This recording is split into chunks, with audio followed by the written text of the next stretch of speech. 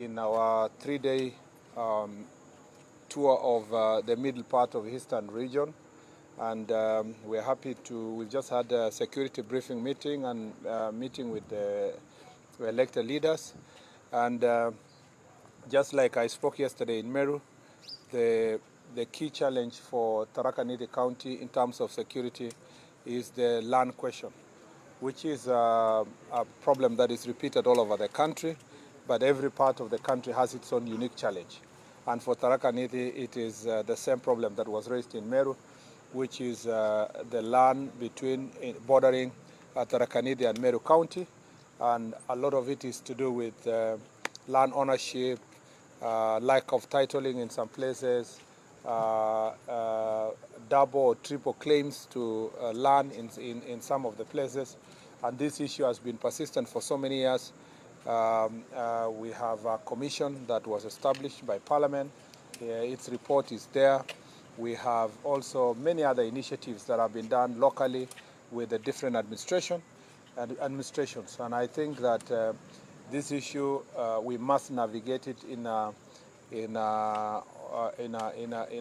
wise way, with the involvement of the local community to find a lasting solution. I think that is really the major problem in Tharaka Nithi County, land issue and land titling.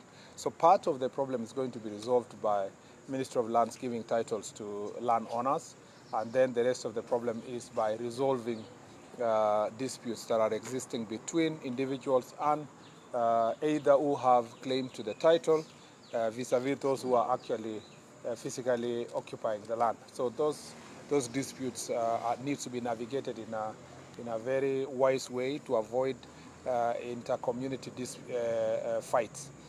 On the other hand, we have also issues related to human-wildlife conflict.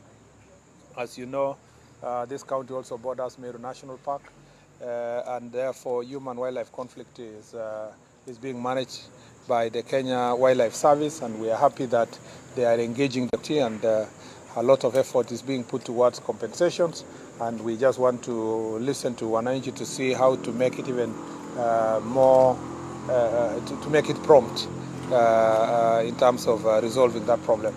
A recent phenomenon that has come up is illegal herders within the national park who end up causing conflict, sometimes stealing livestock from the locals of Tharaka Nithi County. Again, we are working very closely with KWS to flush out illegal herders who come into the national park and take advantage of that opportunity to steal livestock from the local farmers from this county. Other than that, there is also resurgence of illicit brew and second-generation alcohol. There are some of which are brewed in homesteads, and we have an ongoing crackdown. We just need to upscale it, and I'll be listening to the chiefs and assistant chiefs to see why they are unable to nip this problem in the bud before it becomes a problem that requires national attention, because the systems that we have should be such that the response must be prompt and must also happen in every locality. So the question is, maybe we will be looking at the relationship between the chiefs, the assistant chiefs, and the enforcers, the police officers who are involved in enforcement. As you know, we've just rolled out Ngapu, a police unit, and that will also enhance the capacity of the administrators, whether it's chiefs, assistant chiefs, or the assistant county commissioners, to be able to respond to such challenges promptly, having at their disposal enforcement officers who they can work together to make sure that law and order is maintained in every part of our country. Until then, we just need to make sure that the existing security architecture led by the OCS in every police station across the country are doing their job, working together with the chiefs and assistant chiefs to make sure that we do not have to have a national campaign or a national crackdown on alcohol and drugs. It should be everyday duty of the law enforcing officers to make sure that the country is safe. Otherwise, relative to many other parts, this is a very wonderful place to live in. A lot of, the scale of the challenges, unlike other parts where we have raids and banditry and so forth, here in Tarakanidi, that is really what is affecting us. Thank you. Yes, just one question in terms of national security.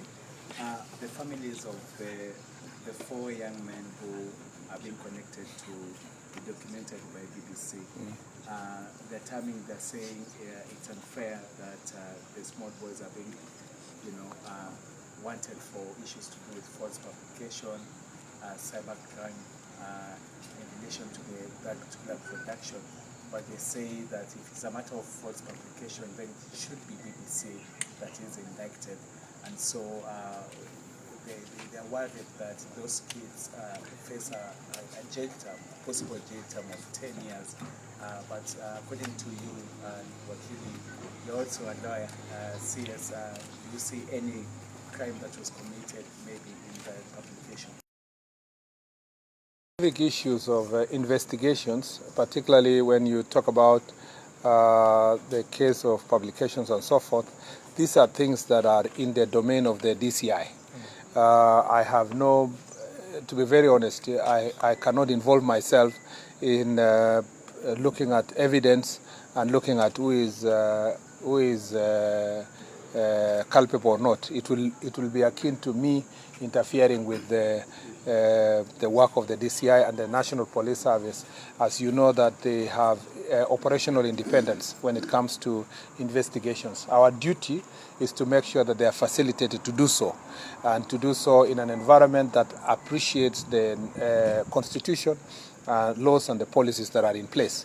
So the details of who, why, and why were they being arrested and so forth, in the absence of a written explanation from the DCI that requires me to perhaps submit it to Parliament or elsewhere, I do not involve myself in operational issues or investigation issues. I just report what I have been briefed about, and at the moment I have no brief as to the extent of the investigations, and I believe that the DCI will do the right thing, and I believe also the courts will do the right thing, the DPP will do the right thing. There are many structures of checks and balance. Somebody is not just going to be charged, because the investigations are also reviewed by the DPP, and then the courts will find out whether there was an offense committed or not. So on this particular issue, to be very honest, I have left this to the National Police Service to tackle. If and when I am required to account to the people of Kenya, the sector is to account to the people of Kenya through Parliament, I will get a written explanation from the DCI and the National Police Service, then that will be submitted accordingly. Yeah, yes. My name is Nelson Bosso. My question is about several challenges that people from Tarakanod are facing. One is about the compensation. I think, Andy, you said you know about what happened along the border there. Yeah. So people are asking whether they can get compensation on the issue. For the land? Not for the land, for the wildlife and the killings that have been there for a while. Yeah. Number two is about the infrastructure. You find that like where my able MP that was standing come from, we have the Kodima camp, whereby the infrastructure there is not enough for the police. Recently, he came with an DCC. The DCC has to be accompanied with the other police officers in the office. They have nowhere to sit. Number three is about the replacement of the police. You find that most of camps in Baraka, after the police have been transferred, there are no other police to replace them. Until one of the camps is closed somewhere there. The MP will inform you about that. I think that you are speaking, actually, you are preempting the Jukwa.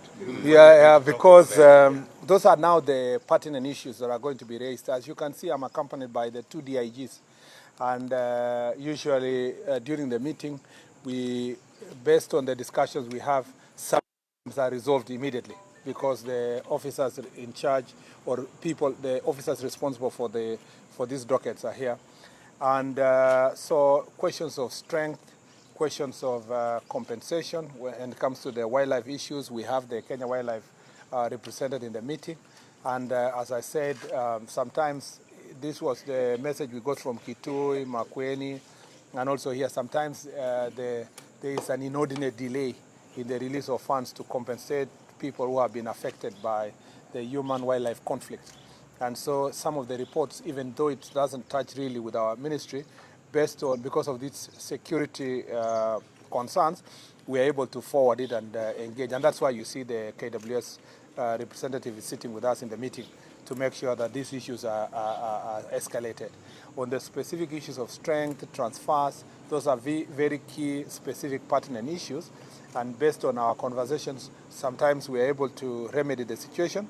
The others will be remedied when we finally hire the 10,000 police officers that we intend to advertise in maybe another 1 month, so that we intended to do this month. So if we are able to beat the deadline by the end of this month, that was well and good.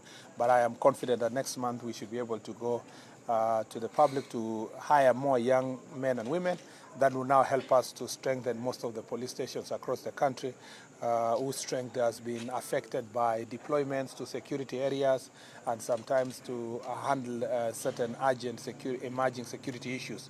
But during the discussion, we will benefit from that discussion. It's also important to note that when wananchi ask for a DCC to come to sub-county, sometimes we object in the office and say that no, just wait until we build the infrastructure. But it's wananchi who say, no, don't mind. Yeah, that guy will come and live with us in our homes.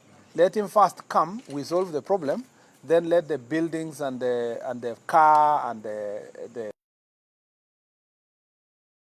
So we are always caught in this situation. And you know, wananchi ask this, and your leaders, they ask knowing that once the DCC is in place, they will come back and say, how can a DCC just be here without an office? Yeah, so sometimes we are caught in that situation, and you will see it in the discussion today. Thank you very much. Thank you. Asanteni sana. Oh, we are going to? We will do that. I thought...